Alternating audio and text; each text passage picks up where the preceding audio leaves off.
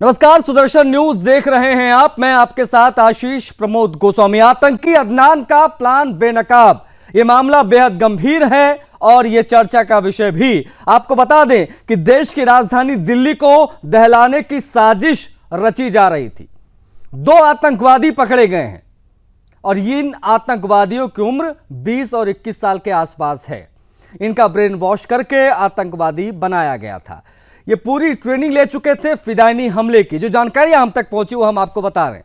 इनकी प्लानिंग थी कि दिवाली के मौके पर दिल्ली के मॉल्स में और दिल्ली के बाजारों में जाया जाए और खुद को बम से उड़ा लिया जाए। कुछ इस प्रकार का फिदायनी हमला ये करने जा रहे थे। इसकी ट्रेनिंग अंतिम चरण में थी, उससे पहले इन्हें गिरफ्तार कर लिया गया। एक गिरफ्तारी दिल्ली से हुई है और जो दूसरी गिरफ्तारी हुई है वो हुई है भोपाल से। आपको बता दें यह मामला बेहद हैरान कर देने वाला है, क्योंकि यह कोई फिल्मी कहानी नहीं है। यह अभी हुआ है आईएसआईएस का यह आतंकवादी जिसका नाम अदनान है। यह पहले भी यूपी में गिरफ्तार हुआ था, जिसकी तस्वीरें आपको हम बीच बीच में दिखा रहे हैं। उसके बाद में यह जमानत पर रिहा हुआ, उसके बाद में दोबारा ये इन चीजों में लिप्त हो गया। बताया यह जा रहा है कि यह आतंकी खुद तैयार नहीं हुए, इन्हें बाकायदा तैयार किया गया। इंटरनेट और सोशल मीडिया के माध्यम से हमारे सिस्टम की कमजोरियां कहें या फिर कुछ और, लेकिन ये आतंकवादी समय दर समय इस प्रकार से निकलकर सामने आते, बाद में इनको पकड़ लिया जाता है और जो है वो बड़े पैमाने पर जब खुलासे होते तो पता चलता है कि किस प्रकार से इनके लैपटॉप फोन से जब चैट्स इत्यादि मिलती तो पता चलता है कि कितनी बड़ी योजना थी। दिल्ली भोपाल से दबोचे गए ये जो 2 आतंकवादी हैं, इन्होंने किस प्रकार से डिजिटली जिहाद छेड़ा। ये आईएसआईएस में शामिल हुए। इसने एक वीडियो भी बनाया था इस आतंकवादी ने, अदनान ने, जिस वीडियो में वो आईएसआईएस की शपथ ले रहा था। बाकी आप समझ सकते हैं कि ये कितना घातक है इंटरनली, और सही समय पर आप कह सकते हैं कि दिल्ली पुलिस ने इनको गिरफ्तार कर लिया, नहीं तो ये बड़ी वारदात को अंजाम देने में कामयाब हो जाते। दिल्ली को दहलाने से बचा लिया गया है। मध्य प्रदेश की पुलिस ने कमाल करके दिखाया, भोपाल पुलिस ने और दिल्ली पुलिस ने। 2 आतंकवादी पकड़े गए हैं, दोनों के नाम हम आपको लगातार बता रहे हैं।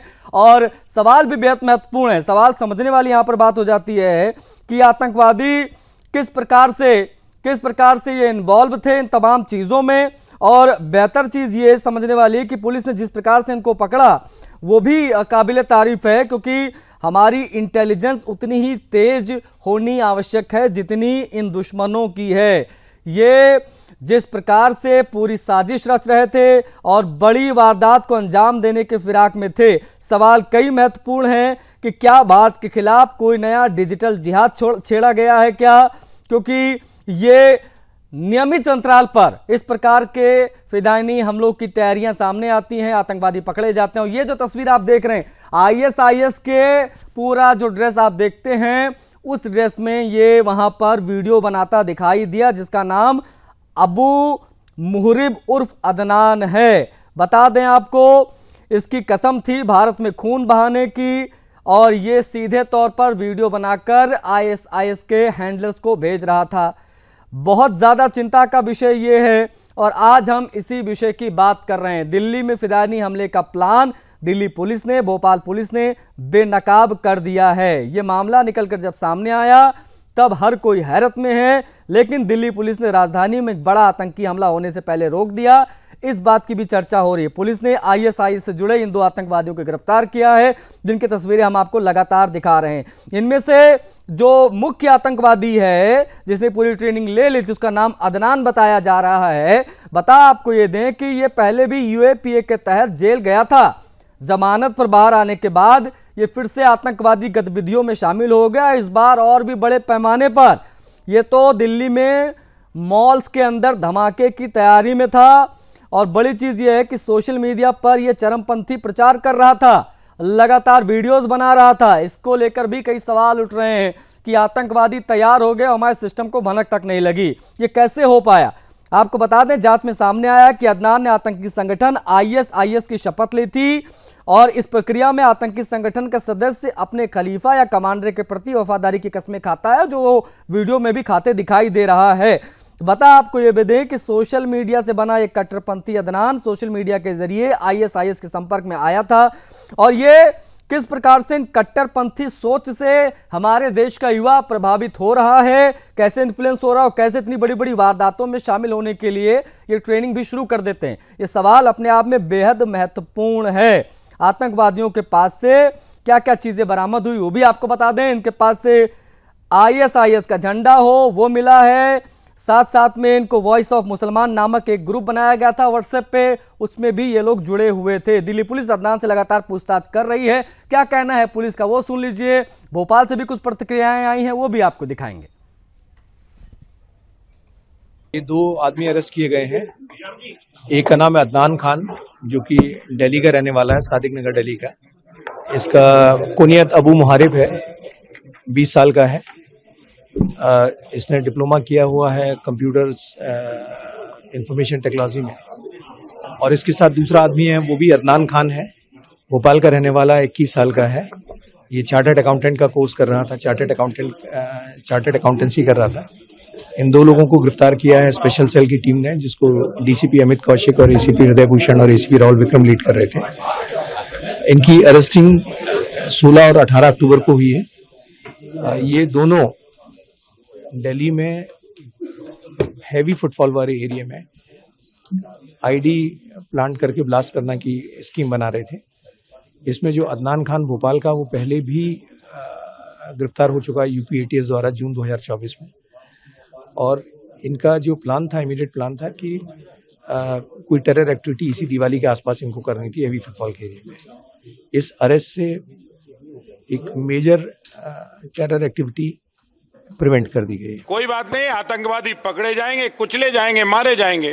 भारत में किसी भी प्रकार की गतिविधियां, अवैधानिक गतिविधियां करना नहीं दी जाएगी, क्योंकि भारत की सरकार और मध्य प्रदेश सरकार सजग है।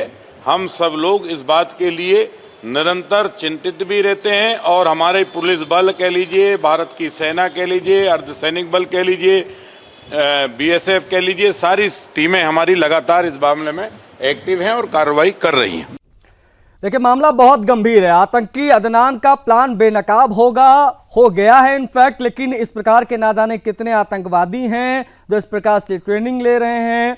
लेकिन दिल्ली पुलिस ने एक बड़ी कामयाबी प्राप्त की और दिल्ली को दहलने से बचा लिया। कौन कौन से मेहमान हमारे साथ कनेक्ट हो गए हैं उनसे आपका परिचय करा दे, तो उसके बाद में हम समझेंगे इस पूरे मामले की संवेदनशीलता को। हमारे साथ वीरेंद्र चौहान जी हैं, प्रवक्ता भारतीय जनता पार्टी के। वीरेंद्र चौहान जी, बहुत स्वागत है आपका, समय देने के लिए आभार सर आपका। कांग्रेस पार्टी के प्रवक्ता हमारे साथ जुड़ गए हैं पंडित राज शर्मा जी। पंडित राज शर्मा जी, आपका भी बहुत स्वागत है, समय देने के लिए आपका भी आभार। और रिटायर्ड ACP हमारे साथ कनेक्ट हैं बाबा साहेब बुधवन जी। बुधवन जी, आपका भी बहुत स्वागत है सर, समय देने के लिए आपका भी आभार। आपसे भी हम बातचीत करेंगे और इसकी टेक्निकलिटीज को समझेंगे कि किस प्रकार से पुलिस ऑपरेशन करती है, उस प्रकार के मॉड्यूल का पर्दाफाश होता है। हमारे ब्यूरो चीफ मध्य प्रदेश के राम शर्मा कनेक्ट हो गए, उनसे भी हम बातचीत करेंगे। बिना किसी देरी के सबसे पहले हम भोपाल का ही हाल जानने की कोशिश करेंगे। राम की तरफ मैं बढ़ूंगा। राम, ये भोपाल जैसे शहर में ISIS का मॉड्यूल निकलकर सामने आना, आतंकवादी का गिरफ्तार होना, ये वाकई हैरान करता है। ये किस प्रकार का मामला पूरा रहा, कैसे इस आतंकवादी की गिरफ्तारी हुई, बताइए पूरी जानकारी दर्शकों को। देखिए आशीष जी, आपने अनेक बार आतंकवादी गतिविधियों से जुड़े मामलों का कवरेज किया है और आप इस पूरे मामले की तह तक गए। सबसे पहले मैं आपको ये बता दूं आशीष, जब मध्य प्रदेश की राजधानी भोपाल तब सख्ते में आ गई जब उन्होंने समाचार पत्रों और न्यूज वेबसाइट पर यह देखा कि राजधानी भोपाल का एक जो सबसे पॉश इलाका आता है, निशादपुरा थाना क्षेत्र का करोंद इलाका, वहां एक जिहादी जिसका नाम अदनान बताया गया है। कुछ देर पहले हमारे दर्शकों ने दिल्ली से जो वाइट न्यूज, जिसमें एक आतंकवादी दिल्ली से गिरफ्तार किया गया था, उसका नाम भी अदनान बताया गया है। और अदनान के एक खुलासे के बाद जो दिल्ली की जो खुफिया टीम है उसने मध्य प्रदेश की राजधानी भोपाल के इस इलाके में दबिश भी दी और देर रात इसको जो स्थानीय पुलिस है उसने इस पूरे मामले को बचा के रखा था। हालांकि मध्य प्रदेश पुलिस के वरिष्ठ अधिकारियों से इस पूरे मामले की सरसरी तौर पर जानकारी थी और संयुक्त रूप से एक ज्वाइंट ऑपरेशन हुआ और ऑपरेशन में अदनान को गिरफ्तार किया गया। सबसे बड़ी चौंकाने वाली बात यह कि पूछताछ में कि दिल्ली में इस अदनान ने खुलासे किए थे कि दिल्ली को दहलाने की साजिश थी और उस साजिश में भोपाल से जो गिरफ्तार किया गया है अदनान, वो एक बड़ी इस कार्रवाई को अंजाम देने के लिए उनके साथ एसोसिएट था। पूछताछ में बेसिक जो प्राइमरी पूछताछ हुई है अतीत, इसमें यह खुलासा हुआ है कि जो सोशल साइट्स पर एक्टिव था और लोगों को, बच्चों को, युवाओं को, जो मुस्लिम समाज के जो बच्चे हैं उनको भड़काने का काम करता था। और सबसे बड़ी बात मैं आपको बता दूं कि मध्य प्रदेश की राजधानी भोपाल और मध्य प्रदेश का जो मालवा इलाका है वो अब कहीं ना कहीं जो आतंकवादी है उनकी एक सुरक्षित पनाहगार कहीं ना कहीं बनता दिखाई दे रहा है, क्योंकि इससे पहले पीएफआई और उससे पहले सिमी यानी इस्लामिक मूवमेंट ऑफ इंडिया के जो जिहादी टेररिस्ट हैं और आतंकवादी हैं वो गिरफ्तार किए गए थे। और इसके बाद जो अदनान की गिरफ्तारी हुई है इसने सभी को शक्ति में लाकर खड़ा कर दिया है। अदनान के पास से बहुत सारी प्लीज बने रहिएगा, आप बने रहेगा, आपसे मैं आगे बातचीत करूंगा और आपसे समझूंगा कि एलआईओ को कोई भनक क्यों नहीं थी, जो लोकल इंटेलिजेंस यूनिट होती है उनको कोई भनक क्यों नहीं थी, कैसे फेलियर माना जाए। क्योंकि अगर दिल्ली में पकड़े गए आतंकवादी की बताए गए तरीकों से बताया उसने जब पूछताछ हुई तब उसने बताया कि भाई भोपाल में भी हमारा एक साथी है, उसके हिसाब से अगर इसकी गिरफ्तारी हो रही है तो फिर लोकल इंटेलिजेंस यूनिट नाम की एक चीज़ होती है वो दिखाई क्यों नहीं दी, ये क्यों अंडर द रडार था, ये भी मैं आपसे समझूंगा। प्लीज़ बने रहिएगा। हमारे साथ रिटायर्ड एसपी साहब भी हैं, हम उनसे भी बातचीत करेंगे और समझने की कोशिश करेंगे। सर, हम देखते थे पहले कि आतंकवादी फिजिकली जो है वो जाते थे, जुड़ते थे, लेकिन आजकल मैं देख रहा हूँ डिजिटली रूप से ये लोग आतंकवादी बन रहे हैं। ये हमारी साइबर इंटेलिजेंस का बहुत बड़ा फेलियर माना जाए क्या कि इस प्रकार से आतंकवादी जन्म ले लेते हैं और बड़ी बड़ी फिरानी हमले की प्लानिंग रच रहे थे सर दिल्ली में ये लोग? हाँ, मेरी आवाज आ रही है? जी सर, आपकी आवाज आ रही है। हाँ, तो पहले से दिल्ली पुलिस का अभिनंदन। वैसे वो बहुत अच्छा काम हुआ है, ये इतना ये नहीं रहता है काम, जो कि इनका आईएसआई से कनेक्टेड है। 2014 में जब मैं एटीएस में था थाना में जी, तब 4 युवक आईएसआई में गए थे थाना से, थाना एक तलय से जी। तो वहां से एक वापिस आएगा, बाकी वो नहीं आए। लेकिन इनका जो गिरोह है यानी कि इंटरनेशनल जो है वो जबरदस्त है। इसके बावजूद दिल्ली पुलिस ने वो ब्रेक किया और कुछ घटना होने से पहले वो अरेस्ट कर दिया। ये अभिनंदन है दिल्ली पुलिस का। ये तो फेल्योर नहीं बोल सकते हम। हमेशा कोई पाकिस्तान या कोई हमारा दुश्मन देश है, कोई इंटरनेशनल टेररिस्ट एक्टिविटी, जितने भी एक्टिव ग्रुप है वो तो हमेशा ट्राई करते भारत को दहलाने के लिए, अंदर करने के लिए। और वहाँ हम जो कुछ लोग बोलते वो तो यहाँ कोई शिक्षण देना चाहिए, वो मेरा तो खुद का पर्सनल एक्सपीरियंस ये है। जो वेल एजुकेटेड है, अभी आप बता रहे थे वो दोनों वेल एजुकेटेड है। मैंने उस टाइम जो 4 आईएसआई में गए थे, वो सीरिया में गए थे, उस टाइम वो चारों इंजीनियर थे। आज भी वो एजुकेटेड है, वो एजुकेटेड का भाग नहीं। ये पुलिस का इंटेलिजेंस और ज्यादा लोकल एरिया में होना चाहिए, लेकिन वो भी अभी पहले से बहुत ज्यादा है। अभी आप देख रहे 10 साल 12 साल से कोई इंडिया में कश्मीर छोड़ के ज्यादा कोई हादसा होता नहीं है। तो ये पुलिस का फेल्योर तो हम तो नहीं समझेंगे। तो हमारी तो काम तो हमेशा चालू रहता है, वो ट्राई करते रहेंगे, हम उसको डिटेक्ट करते रहेंगे। ठीक है, आप प्लीज बने रहिएगा। सर, आपसे आज हम बहुत बारीकियों को समझेंगे, क्योंकि जिस प्रकार से आतंकवादी पकड़ा गया इसके बारे में जो जानकारियां मिल रही हैं उसके हिसाब से उसने एक वीडियो बनाया था और वीडियो में वो आईएस की कोई शपथ इत्यादि ले रहा था। तो क्या ये माना जाए कि पूरी तैयारी उसके तरफ से हो गई थी कि अब वो सीधे जो है वो जाकर बड़ा अटैक करेगा, फिदानी हमले करेगा? क्या प्लानिंग पूरी हो चुकी थी? इस प्रकार की चीज़ें कब निकल कर सामने आती है? क्या एंड टाइम पर पुलिस ने इसको जाकर दबोच लिया? क्या ये टाइमिंग बहुत महत्वपूर्ण थी, वरना बहुत बड़ा कांड दिल्ली में होने वाला था? ये मैं आपसे समझूंगा। प्लीज़ आप बने रहिएगा। हमारे साथ भारतीय जनता पार्टी के प्रवक्ता भी हैं वीरेंद्र चौहान जी। वीरेंद्र चौहान जी, आतंकी पहले पकड़े जाएं या पहले नेटवर्क को तोड़ा जाए, क्या रणनीति है सरकार की? हालांकि तारीफ हर तरफ हो रही है कि भाई दिल्ली को दहलाने की बड़ी साजिश थी, बताया जा रहा था कि मॉल्स को उड़ाने की साजिश थी, बाजार एरिया में बम ब्लास्ट कर सकते थे, ऐसा एडिशनल सीपी का कहना है। किस प्रकार से काम हो रहा है, जरा बताइए। देखिए, जहां तक देश के दुश्मनों का सवाल है, जहां तक भारत को अस्थिर करने की इच्छा रखने वालों का सवाल है, जहां तक भारत को खंडित देखकर आनंद मनाने वालों का सवाल है, वे निरंतर, जैसा कि एसीपी साहब कह रहे थे, वे तो नित्य निरंतर अपने मिशन पर हैं ही और रहे हैं। मैं इसको यूं भी कहता हूं कि सरकार और शत्रु, सत्य और असत्य, सुर और असुरों की सेनाएं हमेशा आमने सामने रहती हैं। संग्राम सतत चलता है और सौभाग्य ये है भारतवर्ष का इस समय कि भारतवर्ष में पिछले 11 वर्ष से जो सरकार है वो आतंक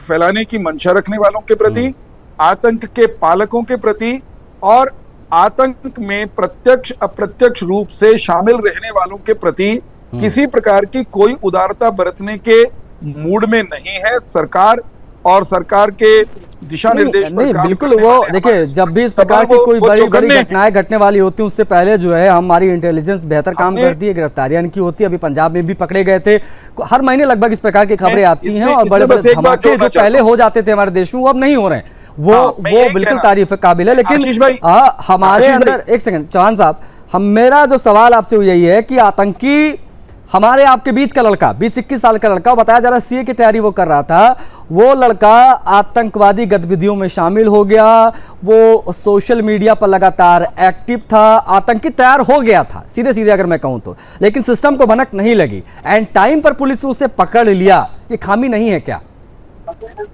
देखिए मैं साहब। फिर कहूंगा कि सिस्टम चौकसी निरंतर बढ़ा रहा है, जी हर तरफ निगाह रखी जाए, इसके प्रयत्न, इसके उपकरण, इसके उपाय किए जा रहे हैं। लेकिन बड़ा देश है, समाज में बड़ी आबादी का देश, विविधताओं वाला देश, तमाम तरह की चुनौतियों से जूझता हुआ देश, उसमें कहीं ना कहीं छोटी मोटी चूक भी हो सकती है और निरंतर जो निगाह रखने की व्यवस्था है उससे कहीं ना कहीं कोई ना कोई छूट भी सकता है।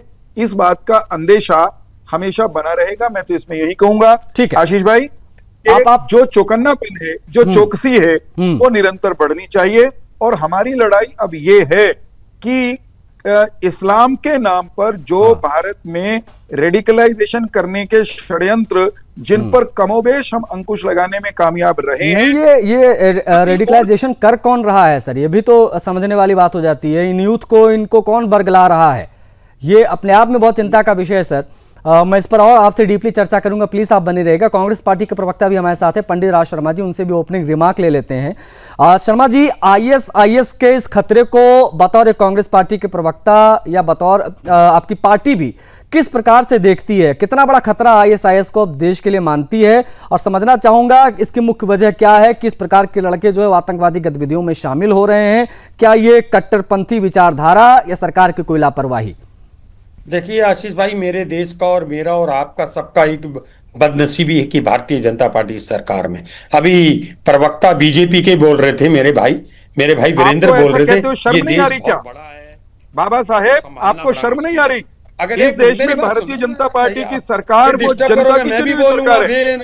बाबा साहेब माफी मांगो बदतमीजी के लिए। आप ही ने कहा जनता की कि देश चुनी बहुत हुई बड़ा है, सरकार कभी कभी कुछ दुर्भाग्य घटना हो नहीं, सकती सौभाग्य है। होती है। गलत बात, देश की कभी घटना सरकार नहीं हो सकती। भारतीय जनता कैसे पार्टी हो सकती है घटना? वीरेंद्र जी, वीरेंद्र जी घटना एक सेकंड, कैसे मैं हुई? रोक रहा हूं।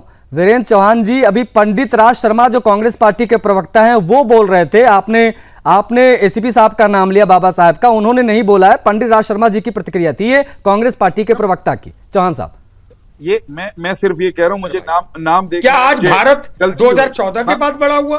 मुझे लग रहा है 1947 के बाद सुनिए काहे के पंडित हैं आप? देश बढ़ते हुए देश को बर्बाद करने के लिए आशीष भाई जिस सरकार के कार्यकाल में देश बढ़ रहा है, जिस सरकार के कार्यकाल में आतंकियों की गर्दन मरोड़ी जा रही है, उस सरकार को आप देश का दुर्भाग्य कह रहे हो। पंडित जी शर्म करो, शर्म करो तनिक वीरेंद्र भाई कि ये पंडित जी तनिक शर्म करनी चाहिए आपको फायदा और मिलता सबसे है। पहले और एक बार बातें सुनिए, छोड़िए। आप कैसे कह रहे हो? रुकिए देश छोटा था मेरा? पहले मुझे बता दीजिए केवल कि देश क्या 2014 के देश बाद की बड़ा था? जनता की चुनी हुई पहले सरकार बताइए, अच्छा ये को बताइए। आप दुर्भाग्य 2014 कहने के के बाद अधिकारी देश हैं? बड़ा हुआ?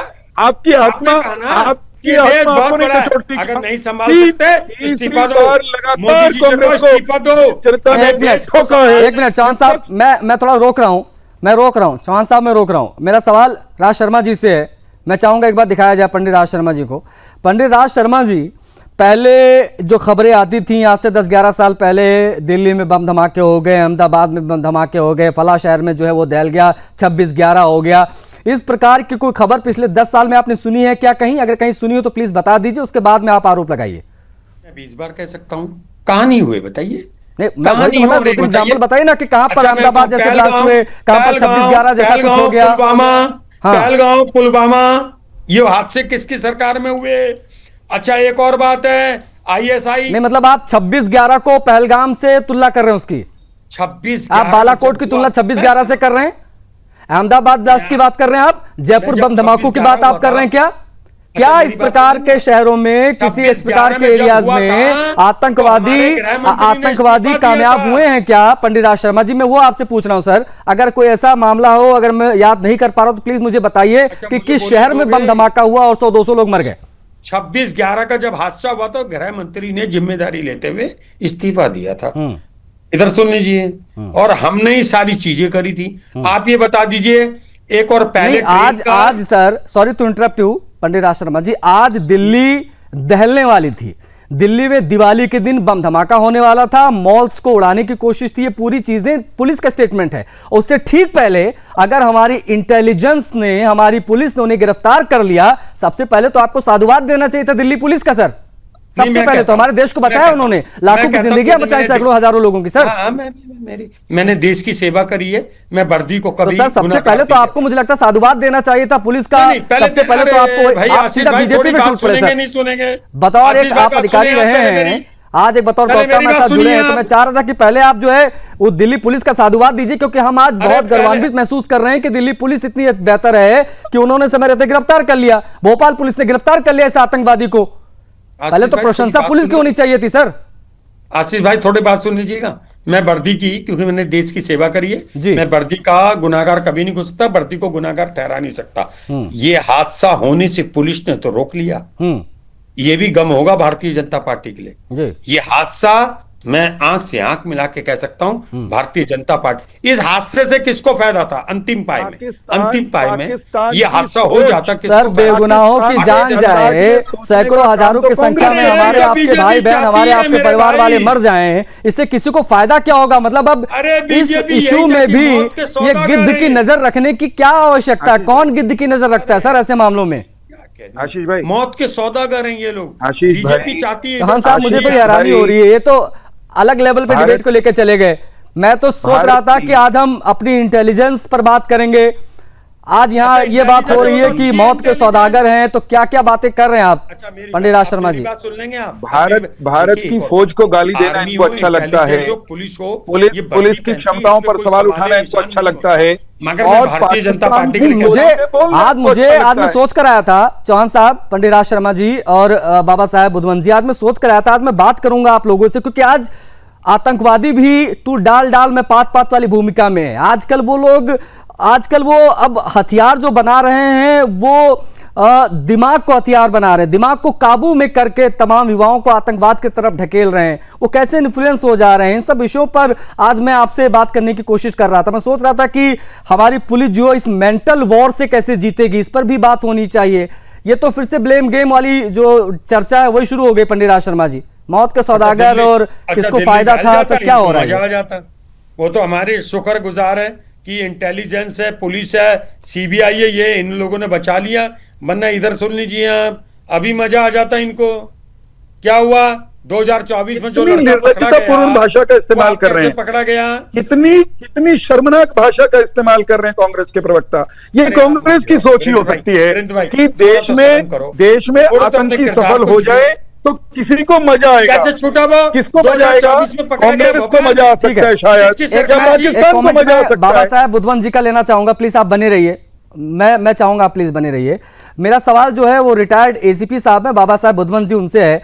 आईएस अब हथियार नहीं, दिमाग को काबू करके आतंकवादी बना रहा है सर, हमारे आपके बीच के लड़कों को निकाल कर। ये कितना बड़ा चिंता का विषय है, प्लीज बताइए बतौर एक अधिकारी। ये तो सही में इसका बहुत चिंता का विषय है। अभी सोशल मीडिया उसमें जवाबदार है। सोशल मीडिया इतना यानी कि बच्चे के हाथ में जाता है और सोशल मीडिया हथियार बनाता है आईएसआई और हमारा दुश्मन देश। इसके वजह से सोशल मीडिया में हमेशा वॉच रखना चाहिए। हमारे जो अभी कानून आ रहा है मीडिया पे, जो कानून जल्दी पास होना चाहिए, और वो सोशल मीडिया पे कौन क्या कर रहा है, कौन क्या बता रहा है, उसको कोई निर्बंध होना ही चाहिए। या अगर ये नहीं हुआ तो ये चलता है, और ये दोनों का राजकारण तो चलता है, वो मैं उसको बात नहीं करूंगा, लेकिन कोई इंटरनल सिक्योरिटी या बाहर की सिक्योरिटी हो, उसके ऊपर दोनों भी कोई भी सत्य हो, उसने राजकारण नहीं करना चाहिए, क्योंकि ये हर एक का जान का सवाल है। वही मैं पंडित राज शर्मा जी को समझा रहा था। क्योंकि ये कोई पॉलिटिकल इश्यू नहीं है। ये जो जिहादी लोग होते हैं वो जो बनाते हैं, जो उसको उनको क्रिएट किया जाता है, वो हमारे पास डॉक्यूमेंट है। हम जब एटीएस में काम करते थे, वो उसको इतना बनाने के ह्यूमन बॉम्ब कैसा बनता है, कौन आदमी खुद को उड़ा सकता है, इसलिए वो उसका नहीं। और ऊपर से सर ये लड़का जो पकड़ा गया अदनान, ये जो आतंकवादी पकड़ा गया है, वो सीए था, वो सीए की प्रिपरेशन कर रहा था, ऐसा एडिशनल सीपी साहब का कहना था। अब आप सोचिए, अंदाजा लगाइए। ये अग्री भाई, ये बराबर है। वो जो और ये ट्वेल्थ की इसकी मार्कशीट भी मैंने देखी, इसको 97% मार्क्स मिले थे 12th क्लास में इस अदनान को। आशीष भाई, ये जो इसमें हमने हमारा इसमें जितने इंटेलिजेंट लोग हैं, एजुकेटेड लोग लड़के हैं, वही ज्यादा इन्वॉल्व होते हैं। क्योंकि ऐसा नहीं कि मैंने जो पकड़े थे वो तो सब इंजीनियर थे, ये भी अभी सीए है आप बोल रहे, तो ये तो लोग ज्यादा, क्योंकि इसके ऊपर माइंड के ऊपर हम अटैक किया जाता है। उसको सोशल मीडिया या उसको कांटेक्ट में आने के बाद उसके ऊपर जो जिहादी माइंड उसको सोच बनाते वो बात नहीं होता है। इसके लिए वो गवर्नमेंट का तो अभी बहुत अच्छा चल रहा है। वो कोई कुछ भी कहो, किसकी भी सत्ता हो, लेकिन 10-12 साल से इंड बहुत अच्छा है। क्योंकि कोई भी बताएगा, कोई 11 साल 12 साल से कोई बड़े जम्मू कश्मीर छोड़ के कोई हमला नहीं हुआ है, तो इसलिए तो वो तो मानना पड़ेगा। लेकिन वो इसमें राजकारण नहीं होना चाहिए, वो जान जाती है लोगों। ये बड़े आईएसआईएस या आईएसआई नेक्सस का कोई ट्रेलर है क्या, ये भी मैं आपसे समझूंगा, क्योंकि ये बड़ी गिरफ्तारी हाल फिलहाल के दिनों में हुई है सर।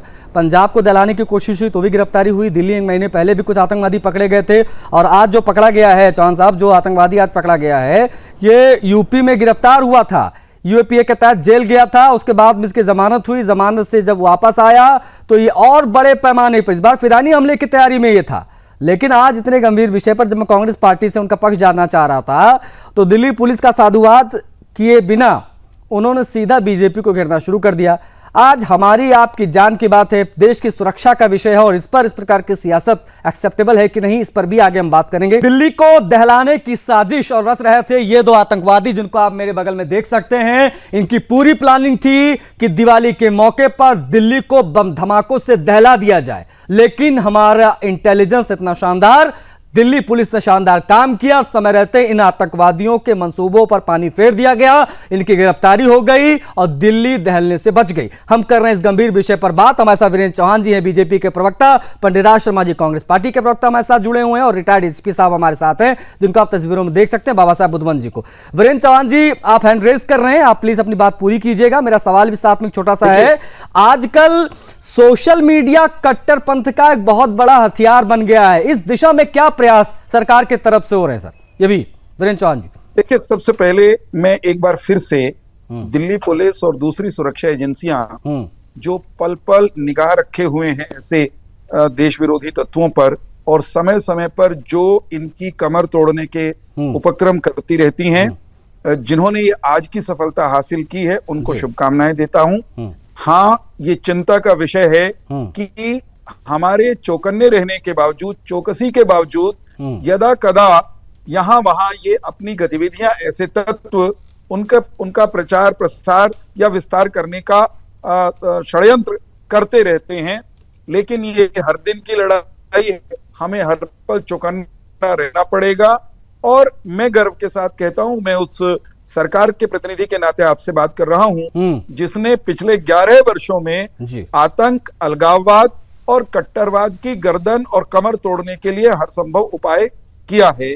हाँ, इस सत्य को कांग्रेस नहीं स्वीकारेगी कि इस्लाम के नाम पर रेडिकलाइजेशन, इस्लामिक कट्टरपंथ को आतंक का हथियार बनाने के लिए बहुत सारे लोग काम कर रहे हैं। उसी का नहीं, ये महत्वपूर्ण विषय है, ये चौहान साहब, ये महत्वपूर्ण विषय है। पंडित राज शर्मा जी से मैं ये जरूर पूछना भी चाहूंगा, आप अपनी बात भी पूरी कीजिएगा। पंडित राज शर्मा जी, क्या ये कहना गलत होगा कि ये विचारधारा का विषय, पहले हमें इसे स्वीकार करना होगा, ये एक समुदाय विशेष से निकलने वाले लड़के आतंकवादी गतिविधियों में शामिल हो रहे हैं, इस विचारधारा के विष को कांग्रेस पार्टी किस प्रकार से देख रही है? सच्चाई, देखिए, मैं एक बार बताता हूं, पंडित जी, ये सच तो बोलते हैं, ऐसी हरकत करेगा मेरे देश के लिए, किसी भी समुदाय का हो, उसे फांसी की सजा देनी चाहिए। मैंने यहाँ भी कहा था, शायद आप मेरी बात को सुन नहीं पाए होंगे या आप गलत कह रहे हैं। मैंने एक बात कही, मैं जो वर्दी पहनते हैं मैं उनका सम्मान करता हूं, मैंने देश की सेवा करी है। आप उस मैं पार्टी एक बात के कहना प्रवक्ता चाहता भी तो हूं, हो, मैं पंडित बीजेपी जी, को घेरूंगा। जिसने सेनापति जब को एक मिनट गली का सुन लो, गुंडा कहा था, लाला थोड़ा सुन लिया करो। पार्टी बच्चों, छोड़ा है हो क्या? ठाकुर हो थोड़ी या माफी करो मंगवाती यार। क्या कांग्रेस पार्टी से उस बात ठाकुर हो के लिए? थोड़ी,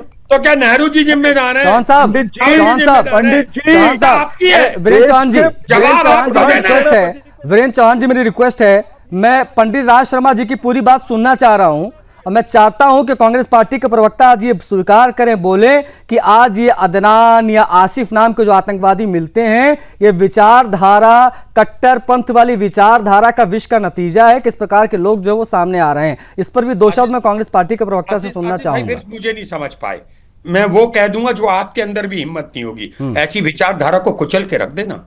लेकिन ऐसी विचारधारा से फायदा किसको हो रहा है, उस पार्टी को भी कुचल के रख दो। मैं हूं, पंडित राज शर्मा मेरा नाम है।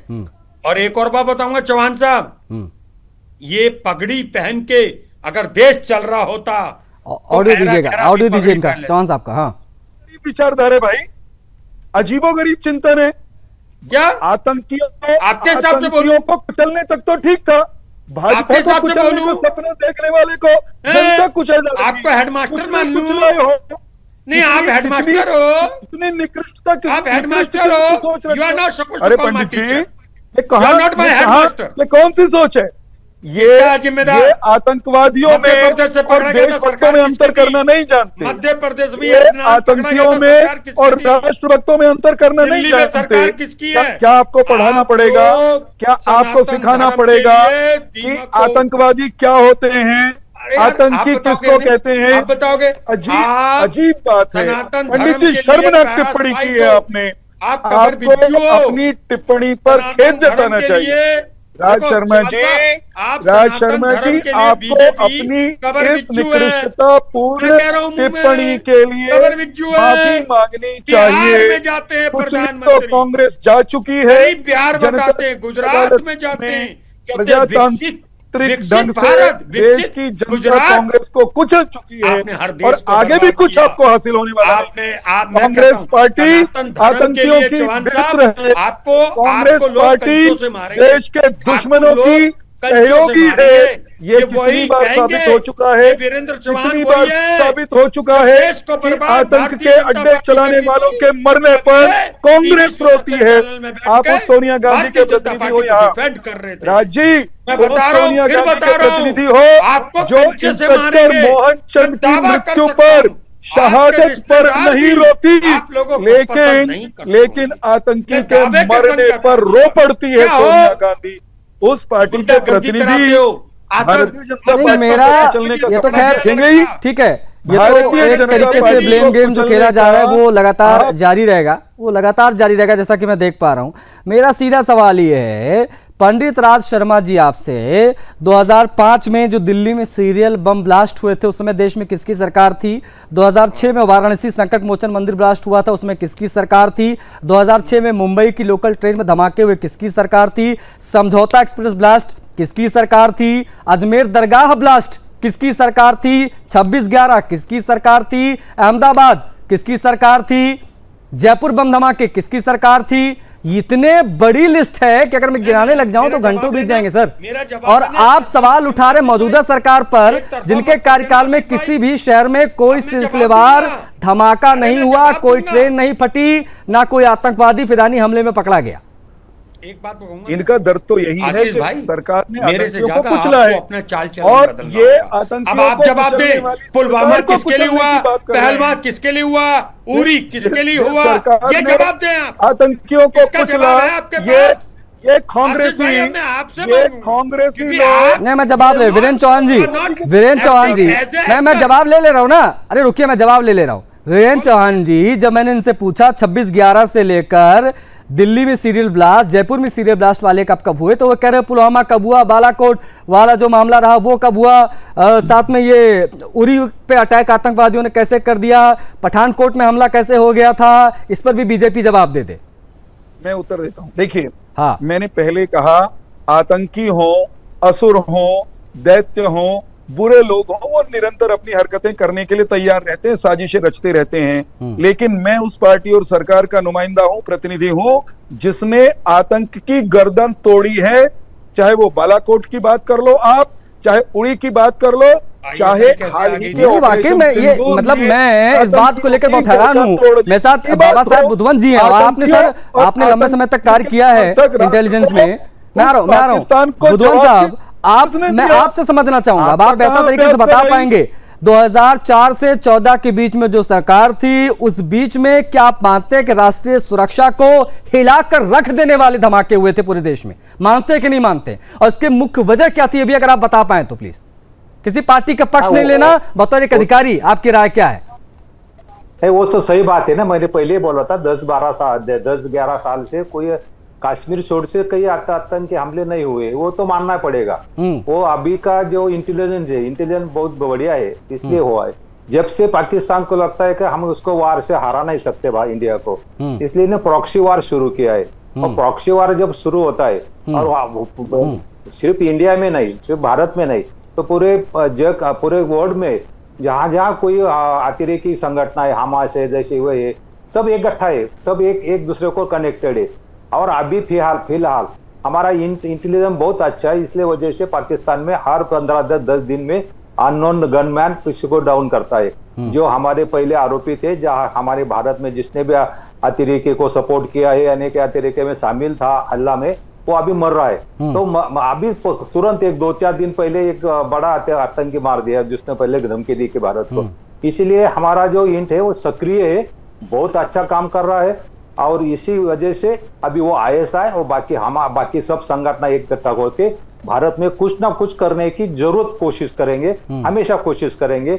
इसके लिए काउंटर अटैक तो होना चाहिए, और हम कर रहे हैं। नहीं, आज ये भी समझने वाली बात हो जाती है पंडित राज शर्मा जी, हमें याद करना होगा कांग्रेस का दौर जब था, जब आतंकवादी घटनाएं घटती थी दिल्ली में, मुंबई में, तमाम जगहों पर, जिसकी लिस्ट मैंने अभी बताई, तब दुख व्यक्त कर दिया जाता था, एक प्रेस रिलीज जारी कर दी जाती थी, इस प्रकार की चीजें होती थी। और आपने बताया भी कि 26/11 के बाद में होम मिनिस्टर साहब ने इस्तीफा दे दिया था, यहीं पर आकर बात खत्म हो जाती थी, इसके आगे कोई एक्शन कभी नहीं हुआ।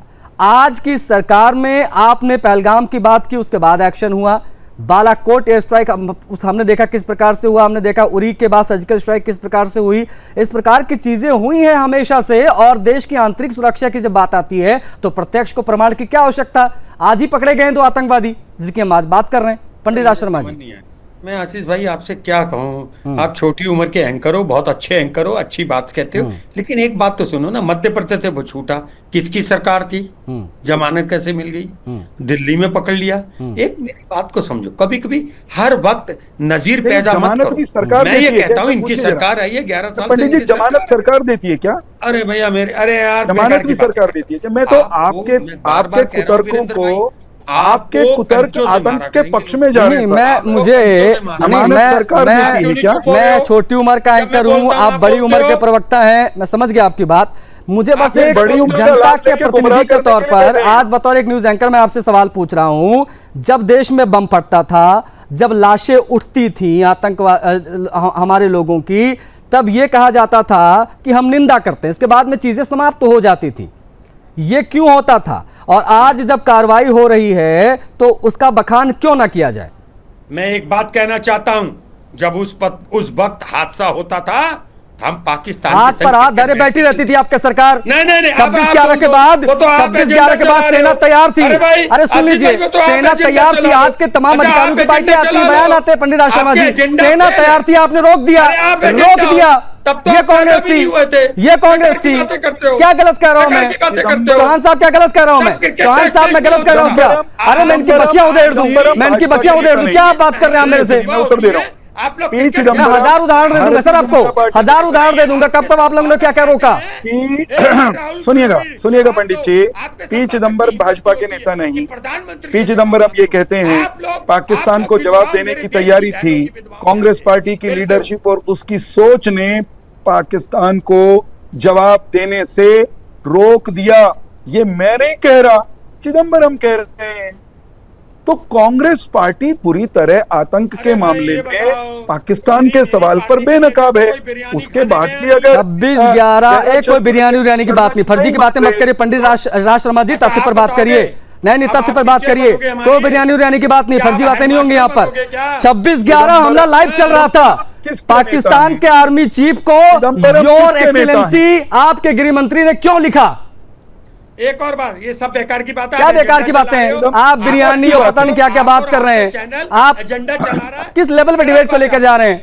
आप कहां ले जाते हो ये बात? अरे यार वही वाली बात है, मतलब आप ये बताइए पंडित जी, मैं हैरान हूँ आज देखकर कांग्रेस पार्टी के प्रवक्ता एक्सपोज हो गए खुद को जवाब नहीं दिया। आप छोड़िए एक्सपोज, आप जो बोलो तो जी, उसकी जी, कोई अहमियत नहीं है। आजकल आप ही लोगों ने चौथे अंक की एक साधारण सा छोटा सा सवाल और पूछ लेता हूं कांग्रेस पार्टी के प्रवक्ता से। चौहान साहब प्लीज प्लीज प्लीज बने रहिए। पंडित राज शर्मा जी, सीधा सवाल है, आईएसआईएस और आईएसआई क्या आप मानते हैं ये इस्लामिक आतंकवाद की उपज है? हाँ या ना में जवाब देने की क्षमता हो तो दीजिए। हैं आज इस्लामिक आतंकवाद की है भाई, इस्लामिक हैं, उन्हें कुचल दो। क्यों नहीं है हिम्मत आपकी कहने की? नहीं कुचले तो जा रहे हैं, संपादक अरे कुचले तो जा रहे हैं, घुस घुस के मारे जा रहे हैं, घुस घुस के मारे जा रहे हैं। अभी ऑपरेशन सिंदूर में घुसकर मारा है, आज तक जो है वहां डैमेज कंट्रोल हो रहा है। आज स्थिति है, हमने वहां घुसकर मारा, हमने उरी स्ट्राइक की, हमने बालाकोट के बाद जो एयर स्ट्राइक की, उसके बाद में आज हम इस प्रकार के आतंकवादियों को, इस प्रकार के जो चूजे निकलते हैं ना आतंकवादियों को, इनको वहीं कुचल दिया जाता है। ये पहले क्यों नहीं हो पा रहा था? 10 साल पहले क्यों नहीं हो पा रहा था? अरे 14 से पहले क्यों नहीं हो रहा था? विधवाओं की 14 से पहले क्यों नहीं ये चीजें हो रही थी? क्यों कोई एयर स्ट्राइक, क्यों कोई सर्जिकल स्ट्राइक नहीं हुई? क्यों हमारा इंटेलिजेंस, हमारा आईबी इतना एक्टिव क्यों नहीं था तब? अब इतना एक्टिव कैसे? पूर्व ग्रह से ग्रसित राज शर्मा जी का अभिनंदन बनता है कि उन्होंने कहा कि इस्लामिक आतंकवाद को कुचले जाने की आवश्यकता है, लेकिन खतरा इस बात का है कि राज शर्मा जी कांग्रेस में कुचल दिए जाएंगे। अरे बहुत जल्द राज शर्मा जी कांग्रेस पार्टी में कुचल दिए जाएंगे, क्योंकि आतंक के खिलाफ बोलने पर इनके यहाँ लोग निपटा दिए जाते हैं। आतंक के विरुद्ध मुंह खोलने पर कांग्रेस पार्टी में लोगों को निपटा दिया जाता है। कांग्रेस पार्टी की शिखर नेत्री सोनिया गांधी आतंकी के मरने पर आंसू बहाती हैं। आप कर तो मेरे पास समय सीमित था, आप सभी जुड़े, आप सभी का बहुत आभार। चौहान साहब आपका, शर्मा जी आपका और एसपी साहब आपका भी बहुत आभार जुड़ने के लिए, समय देने के लिए। मामला बेहद संवेदनशील इसलिए हम कर रहे थे बात क्योंकि आतंकी तैयार किए गए यहां पर सोशल मीडिया पर ये आतंकवादी आईएसआईएस के संपर्क में आते हैं, उसके बाद में ये लड़के संपर्क में आते हैं, उसके बाद ये आतंकवादी बन जाते हैं। इस पर आज हम बात कर रहे थे। कांग्रेस पार्टी के प्रवक्ता जिनसे हमने सवाल जवाब किया तो बीजेपी पर ब्लेम लगाने लगे, लेकिन ये भूल गए कि 2014 से पहले किस प्रकार से बम धमाके शहरों में होते थे। लेकिन आज हमारी इंटेलिजेंस, हमारी दिल्ली पुलिस ने बड़ी कामयाबी हासिल की और आज ये अदनान और ये जो दूसरा आतंकवादी भोपाल से पकड़ा गया, ये अपने मंसूबों में कामयाब नहीं हो पाए, दिल्ली में धमाके नहीं हो पाए, उससे पहले गिरफ्तारी इनकी हो गई। इसलिए प्रशंसा दिल्ली पुलिस की होनी चाहिए। इस चर्चा में इतना ही, मुझे आज्ञा दीजिए। जय हिंद।